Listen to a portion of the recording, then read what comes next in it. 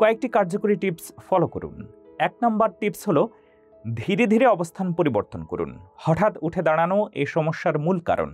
তাই শুয়ে বা বসা অবস্থায় দীর্ঘ সময় থাকার পর উঠে দাঁড়ানোর সময় একটু ধীরে করুন। আগে পাশে বসে কিছুক্ষণ অপেক্ষা করুন, তারপর ধীরে ধীরে উঠে দাঁড়ান। 2 নম্বরে প্রতিদিন পর্যাপ্ত পরিমাণে পানি পান করুন। পানি শূন্যতা রক্তচাপ কমিয়ে দিতে পারে। প্রতিদিন পর্যাপ্ত পানি পান করুন যাতে রক্তচাপ স্বাভাবিক থাকে। গরমের দিনে পানি ও ইলেকট্রোলাইট যুক্ত পানীয় পান করাও সহায়ক হতে পারে। 3 নম্বরে ভারী খাবার খাওয়ার পর সরাসরি দাঁড়িয়ে যাবেন না। খাবার হজমের জন্য অন্ত্রে রক্ত সরবরাহ বেড়ে যায়, তাই ভারী খাবার খেয়ে হুট করে উঠে দাঁড়ালে মাথা ঘোরার ঝুঁকি বাড়ে।